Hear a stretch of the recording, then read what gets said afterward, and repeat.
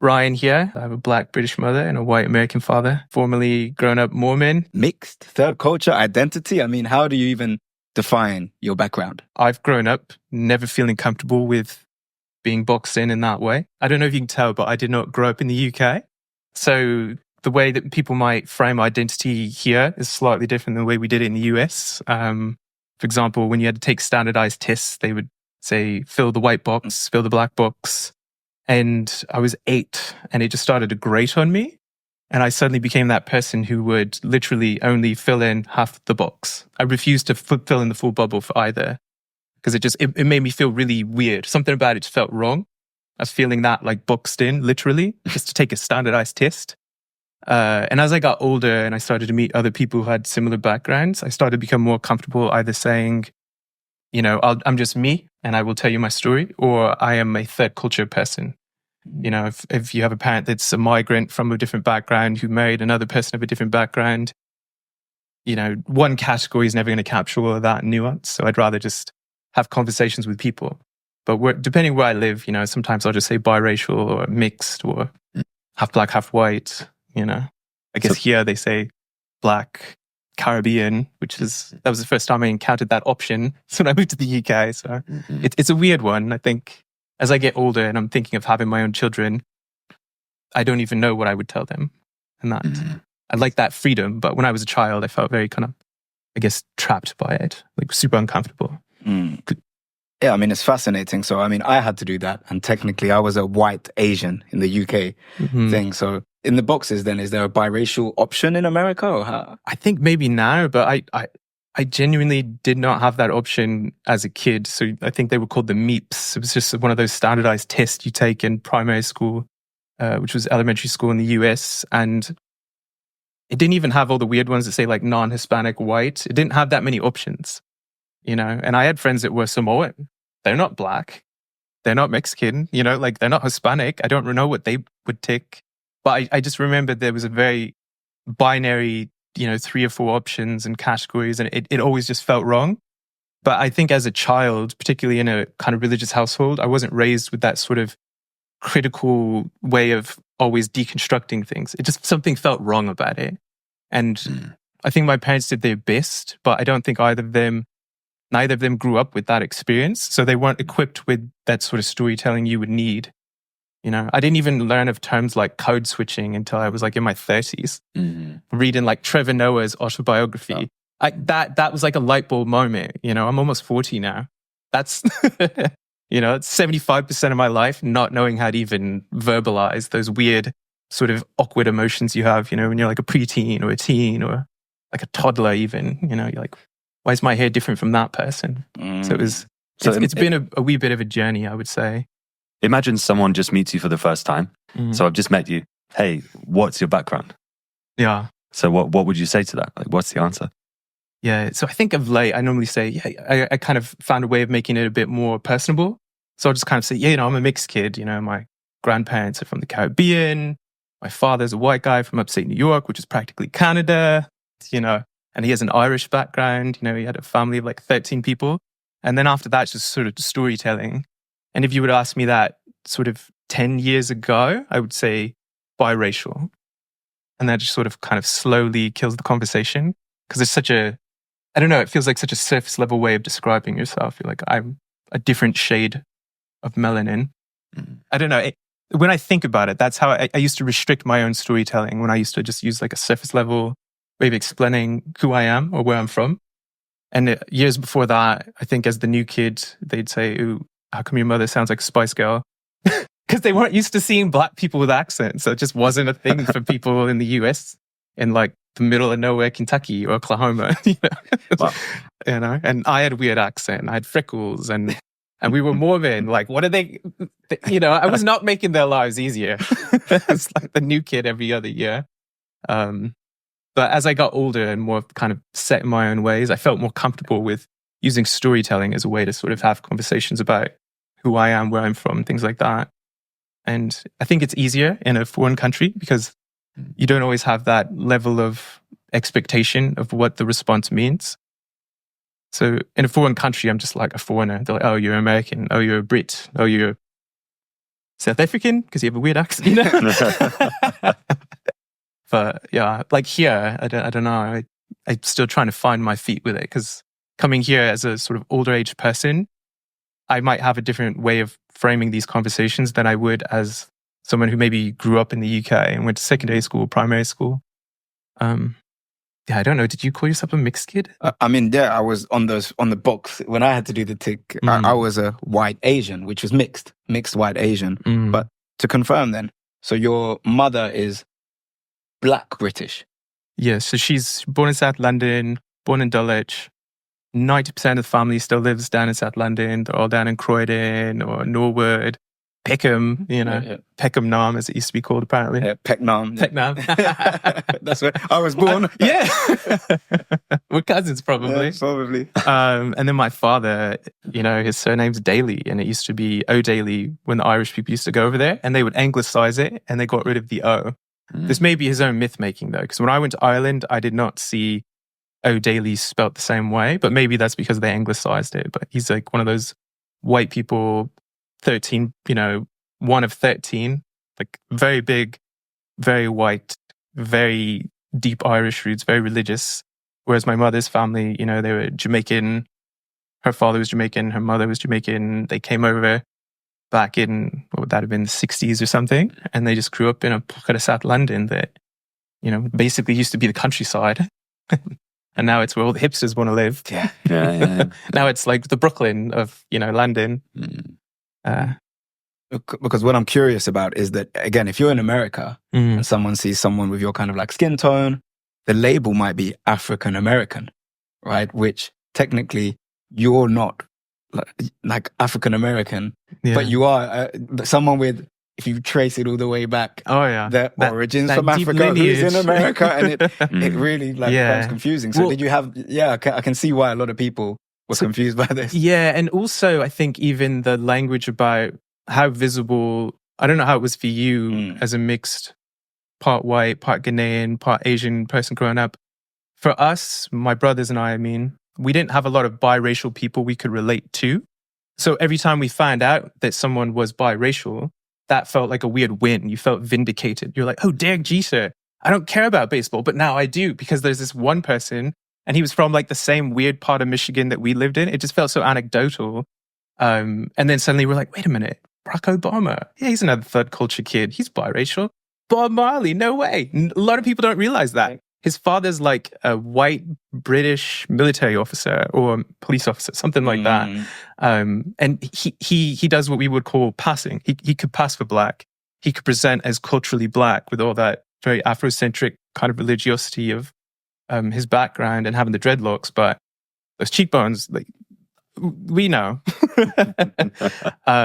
Whereas, you know, this sounds like a weird way of explaining it, but my wife, she lived in the US when she was really young. But most of her exposure to black people would have been in a British context. And because in the UK, most of the British people here, they're not as exposed to the history of the slave trade. She's not as used to seeing a fair-skinned black person. Whereas if you live in the Caribbean, if you live in the United States, there's a history there because of the way that enslaved people were often assaulted by, you know, slave owners. That lineage, that history, that trajectory of being mixed, what that means, it's still part of the history every day. So seeing people with freckles, seeing people with like ginger facial hair and things like that, it was more common. Whereas, you know, I'll come here and see somebody on the telly and she'll say, oh, there's a mixed person. Whereas to me, in the US, that person would have passed very comfortably being black.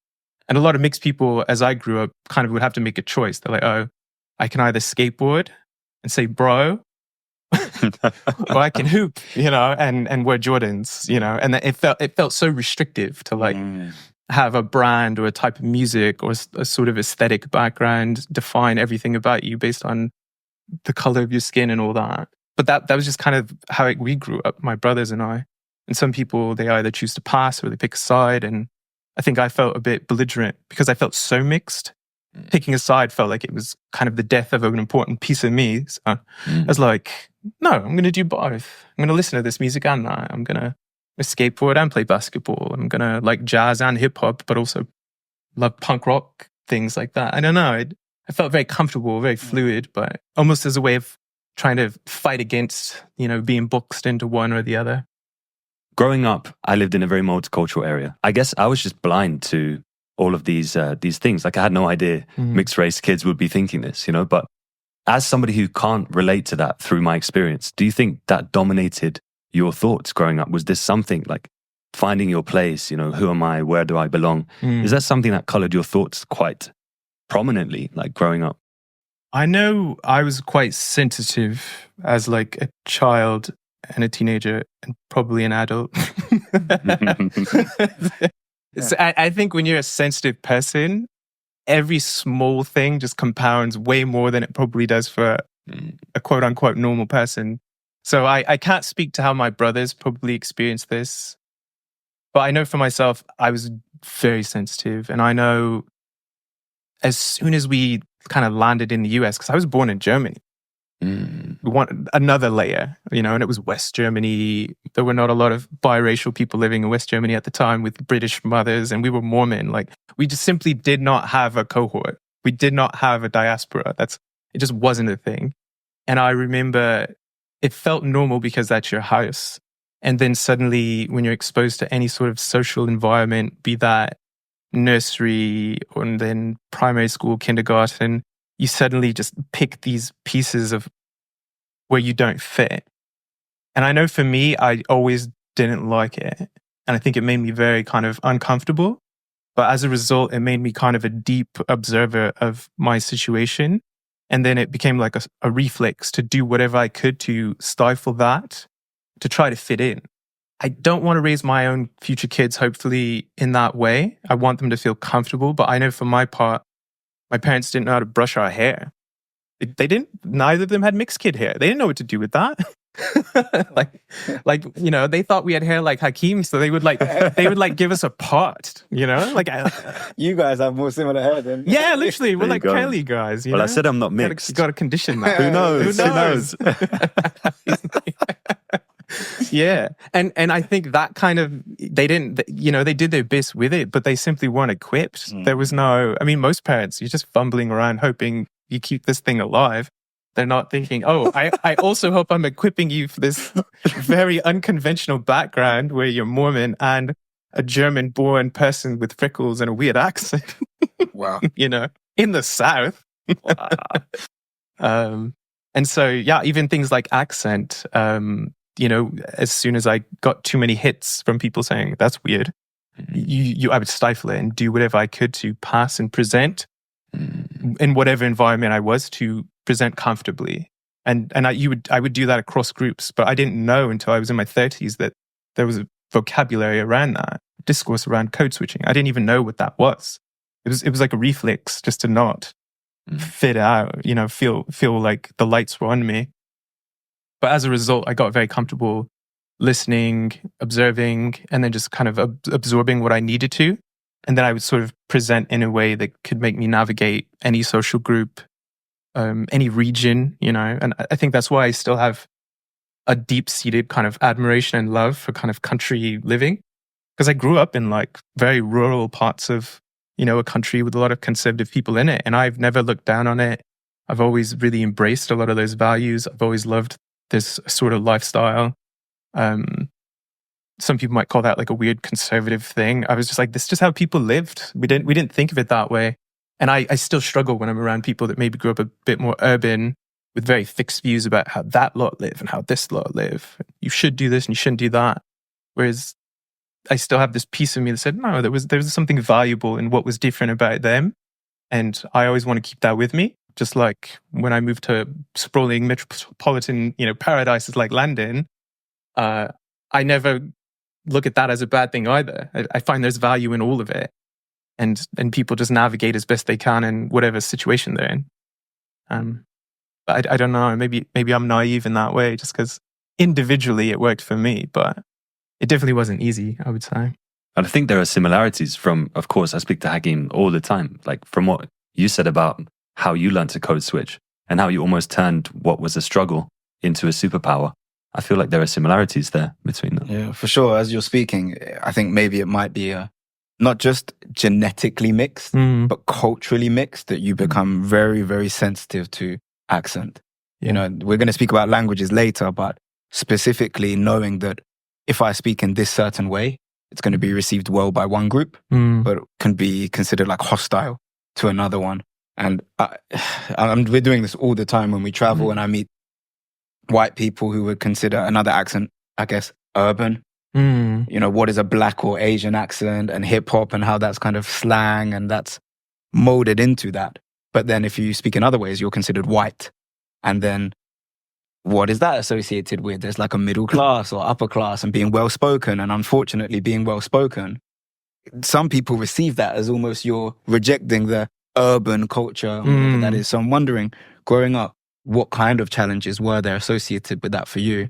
If you're comfortable sharing, and then how did you overcome and get to this place that you are today, where you obviously seem a lot more comfortable in your identity? Yeah. Again, you guys caught me at a good time. I'm telling you, 10 years ago, I just want to sit in the corner and not have anyone look at me and ask me any questions. I know for a fact some of this I got because it was ingrained in how my mother grew up. And I didn't really have it in me to have the perspective to admire this about the person she was until later in life. Because, you know, they're just your parent. You look at them, you think, oh, you feed me, you tell me what to do. Sometimes you yell at me. And that's about it. And then when I got older and I realized she left South London when she was 17, she spoke French and German. She went to a very different school than her sisters. She tested into one of those fancy comprehensives. She has a very different accent than her family. I wouldn't have clocked what that means because I'm not from the UK. So I don't have that sort of class distinction between different schools, different postcodes, different accents. And her experience, you know, she principally dated people from a very different kind of cultural background because of her exposure to different languages and her leaving the UK, not feeling like this was home. She was from here, but she never felt like she fit in, and kind of casting that behind and going to live and do what she was doing in Europe, and then marrying my father, a white guy, and then marrying into a completely different religion that didn't have a lot of Black people from South London with different backgrounds like hers. I think that there's lessons she may have taught me in a small way that I didn't really appreciate the value of until I was older. So I did get mocked a lot for being quite proper and being quite adult. Chew with your mouth closed. You don't put your elbows on the table. You don't end a sentence with a preposition, you know, like where you at. You don't say that. They just, she was very proper and it felt like such a meme, you know, it felt like. But she literally, I think she built a personality, like a way of signifying, this is how I am, this is how I want to convey values to my children. You don't need to lose that. There was something valuable. She instilled that in most of us. And I think because of that, it gave us the ability to articulate ourselves around adults, even if we were struggling emotionally in a way that some children with different backgrounds, they couldn't articulate themselves, which is why they would lash out, with violence or be disruptive in classroom. Whereas, we were kind of just like goody-goody Mormon kids who could fit in with most groups and ask astute questions of adults. And some people call that precocious, and some people say, why do you talk proper? And some in some communities, in the Black community in the US, some people might call that uppity, thinking a bit haughty of yourself, oh, why you read books? Why don't you read books?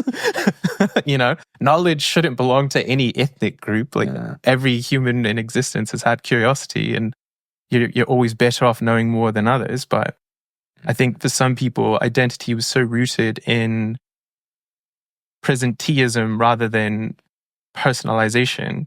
So for me, I never wanted to feel like just one thing.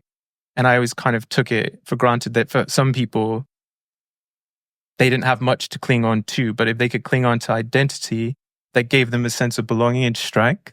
So I don't hold it against them for feeling that way and maybe calling us high yellow and uppity and all these weird things. But I definitely feel that they missed out on something by not opening themselves up to just allow yourself to be an individual. I don't think my parents even told us to do that, but I think by fostering something that was always going to make us feel weird around other children, it gave us that weird bit of courage that we didn't even know we had in us, just to be slightly more comfortable, asking questions, being inquisitive, being curious. and not thinking, oh, that's lame, oh, that's stupid, oh, you're being white, oh, you're being proper, oh, you're being ignorant. I don't know. I need to thank them more for that, I think, later on in life. Because I think they had it very hard and they weren't accepted as a couple in a lot of parts of the world where they lived. And so for them to try to find a way to just instill the smallest thing to help their children kind of cope, I kind of respect that. I don't know. Sure. I mean, what this is making me think about is that I'm guessing there isn't the largest community of Mormon, half British Jamaican, born in Germany, all these cultural, in the same way that I haven't met that many white Pakistanis with Ghanaian family as well. So it is difficult when you're young finding that place. However, I do, as Jack mentioned, call it a superpower in that as you do get older, if you, I guess, like with great power comes great responsibility. But if you learn to appreciate those differences and, as you said, are comfortable being yourself, then you can connect to all of those sides. Whereas I know I've met some other British Asians who, for them, their identity is that kind of urban shisha cafe, speaking a certain way. Or with some of my black friends, African Americans as well, hip hop has to be, such a strong part of their identity that then why can't you also appreciate the Malcolm X literature and the hip hop? Why does it have to be so binary that this is my group? But we are humans are tribal at the end of the day. And it does feel nice in a divided society to have something to cling on to. But people like us, we're not able to. So you're kind of forced to, like, even if I wanted to, what is my group? What is your group? So it's a blessing and a curse at the same time, having that. Well, we don't really have the choice to find maybe your siblings. But apart from those, I don't really know many other people like me. So yeah, and you'd be hard pressed even if you so my wife, for the first time ever, got to meet my immediate family at a farm in Michigan, and she couldn't stop laughing at how completely different all of us are. Not just in accent, but we also look very different from one another. We present very differently. Some of us have similar tendencies. So my brother, he used to be the youngest, now he's the second youngest. We're probably the most similar in terms of how we've sort of navigated that identity. It made us, I think, a bit kind of stuffy and insular. And I think it became kind of an armor. So for me, the code switching wasn't as much just survival. It was also protecting my own sort of way of feeling in control. I didn't have that as a teen, but every moment after I sort of moved out, had my own life and experiences, everything always felt mostly on my terms. But as a result, I always slightly envy those people that could just allow themselves just to be comfortable in the group. And that's just who they are. That's where they're from. They've known the same people they've grown up with since they were like 5. Everyone knows everyone. And they just always seem so comfortable. I used to kind of resent that because it seems so easy for them. But I imagine there's unique challenges to everyone's experience. So I always try to be cognizant of that. But after a while, I grew more comfortable with the fact, like, I've used this armor to protect myself, but as a result, it made me a bit kind of closed off. And I finally came full circle on that. And it was moving to London, I think, that helped me. I realized I could sort of be my own unique freak show of a human because anything goes here. It's so true. And because of that, I just felt like, oh, London, this works here. I could literally speak any weird way I want. Some people sort of get confused because I've had a few jobs where I interview people for a job, and the Brits would always at the end of an interview say, "Can I ask you a question? You have a very unique accent." Very polite, very English, especially. And they're like, "I, for the life of me, cannot place your accent. I know this might seem rude, but I'm dying to know." Because in this culture, in this background, your accent can really tell a story, your lineage, Like the fact that I didn't know this until I was reading a book recently, that the signifiers of class are actually a point of pride for some people. For sure. Me, having not grown up with that background, I look at it as a shackle.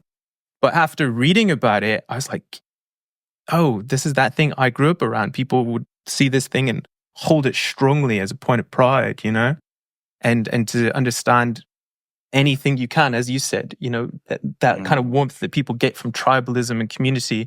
There's something that I'm still very uncomfortable with about it, but naturally I would be because I've never had it. So I'm always very cautious of anything that's very group heavy, very group thinky, anything that's too collectivist. I'm just naturally inclined to not want to be around it. But I've opened my mind to the value that comes from it for people who have that. it's not me, but I definitely, when I moved here, I tried to open my mind to why people gravitate to that, why people lean so strongly, even when they think they're an individual. You see how quickly they start singing the lyrics to a song and go to a show and a concert and all start moving the same way. And I go to certain parts of town and people dress the same. They don't realize it, you know? Even the ones who think they're being eclectic. I'm like, I don't know. I've seen a lot of piercings and hairstyles and tattoos. Yeah, and there's just a whole vibe. There's like a feedback loop of people. They don't even consciously know it, I think. But I think even people who feel that they have a group and a tribe, they're doing some form of switching, code switching, either with how they present or how they speak, but maybe even how they think. And I think that's why I've always been very uncomfortable with the idea. Because it took me a long time just to be happy being myself and just saying, I'll be weird, but I will be weird alone.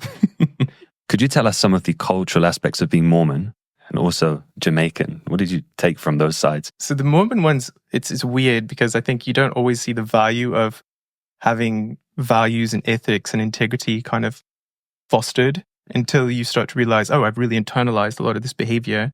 But I think I noticed a lot of my sort of natural sort of tendencies to try to like stay on the straight and narrow. That's like pure discourse out of Mormonism, of growing up Mormon. That's like a thing they say, stay on the straight and narrow. Service is, important. Service to others, living within your means. There's like a lot of lifestyle things that I really kind of just hoovered up. I didn't understand it at the time. It's all just kind of washing over you as a child. But I had a tendency to not want to show out and be kind of frivolous with, money and behavior. And like I'm teetotal, I don't drink. And some people are baffled because I have drank in the past previously. And some people have known me as like the pub guy. I love to go to the pub. I love to have Ryan's. And I actually loved it. It's quite enjoyable. But at the same time, long term, there's no need for it. I can have just as lovely a conversation with people without it. And I think it wasn't until semi-recently, because I'm married to someone who's in a culture where drinking's a bit more common. And it's almost odd for them to be around someone who doesn't drink. And they struggle with it. They keep saying, oh, don't you miss it? Don't you this? Don't you that? And I just sort of woke up one day and said, guys, you understand, I spent probably 95% of my life not drinking ever. So if anything, I've just defaulted to the norm for me. Drinking was the aberration. Mormonism, you don't drink, you don't have tattoos, you don't do this, you don't do that. So some of that sort of caution and the sort of tendencies that are a bit, I guess you would say, conservative or traditional, I've still retained a lot of that. And I still think there is something valuable in instilling a need to carry yourself with decency. And I think there's nothing inherently wrong with that. I think if you get a bit literal with some of the maybe views on society and all of that, I think that's where I'm probably not as well aligned with that sort of culture.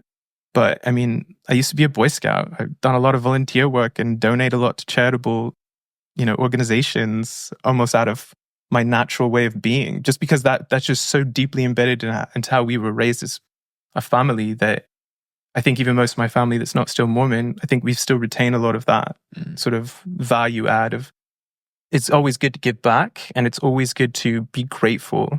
It's always good to be grateful for the lifestyle you have, but also to work hard and carry yourself a certain way. I think with the Caribbean thing, I'm very proud of it, but I feel so foreign from it because I didn't grow up around a big family. And I've noticed when I came to London and would interact with my family in South London, I didn't understand how much they love to be together. As someone who's always moving, who's always used to being kind of alone, I found it very intimidating. I found it very uncomfortable. I'm so rigid when I'm around it. I can have a cup of tea with a few of the aunties in the garden, and then if I blink, 5 more people have shown up. And then I blink again, and then 10 more people have shown up. And then they bring out this weird game that looks like dominoes, but it's not really dominoes, and there's like a coin. I don't get it. So I always feel like a bit of an outsider around that part of the culture. I'm proud of the roots, I'm proud of the heritage, and every time the Olympics are on, I'm always low-key rooting to see the Jamaican team kill it in track and field. Which they always do. That's an easy one, that. That's an easy one. Fruit, it's easy when you're winning. Yeah, but I'll be honest, guys, having lived in the Caribbean, I've noticed this about myself. I can look very culturally similar to a lot of these people, but culturally I'm so uptight that it doesn't rub well with that environment because it's an island culture. Everybody knows everybody and everybody is in everyone's business. And it's like, it's weird for them to be around someone who they know I love them, but I express it differently. I'm happy to be around an environment that I love, but I'm more like a bonsai, you know, just put me there, give me the right kind of love and attention, but don't mess with me too much. Whereas for them, you know, they celebrate everybody's life, every moment. There's like a chat group that first thing in the morning, everyone's sending like 28 messages. Good morning, love all of you. It's not me, but I'm learning that as someone who wants to hopefully have a kid soon with my wife, there's something beautiful about that, like that old school traditional way of being an islander that they, you know, they're like 3 or 4 generations deep now. You know, my grandmother's met her great grandchildren. And to see that they're still able to bring this aspect of the culture around the next generation and the next generation, there's something I see that's valuable about that. But having grown up on the other side of the pond, very disjointed from it, didn't grow up around a lot of family or cousins, being around that environment, it takes it out of me. So I'll see them like once a year and then I'll just be knackered for 364 days. And then my wife will always joke, say, "Oh, they were so fun. We should do that again." I was like, "We will next year." No comment, but yeah, I understand a lot. As of what the guy who lives on the other side of the world over here. But I think really serious point there about just looking like someone, but culturally being very distant from them, I think is so relevant to this globalized world nowadays. And it's fitting because you mentioned about the next generation. The final question from today's discussion I'd like to ask you is, what advice would you give to maybe a young mixed individual like us who is in this world now that's so globalized and all these identity politics? What would you say to them? I would always, you know, it sounds like almost cliche, but I would just say be patient. This is a process, you know. Sometimes it's okay to just think long term. So for me, you know, when I was 8, when I was 13, when I was 19, it felt like those stretches of uncomfortableness and awkwardness were never going to end. And then suddenly I'm 39 and I've had a wonderful life. All those bits that were a bit rubbish and just kind of menacing, they made something out of me. I think I'm better because of the adversity, not despite it. And I would just say, be patient. You know, it feels like your friends are your whole world. You're going to make new friends. You know, it feels like school's not the best environment. Eventually, you're going to be past school and you're going to have new experiences and new things to learn. But I would say be patient and be curious and don't lose those 2 things. Everything else you can just pick up and drop. And, you know, if you want to do sports, do sports. If you want to be the nerd, be the nerd. If you want to be the theater kid, do that. But just don't lose those 2 things, patience and curiosity, because they're going to get you through virtually anything, I think. Wow, I mean, nothing else to say apart from thank you so much, Ryan, for this conversation. To the viewers, if you did receive any value from this conversation, please do subscribe. Let us know what you think in the comments. Maybe you can relate, you disagree with what we've said. We want to hear all of it. And yes, we will see you very soon.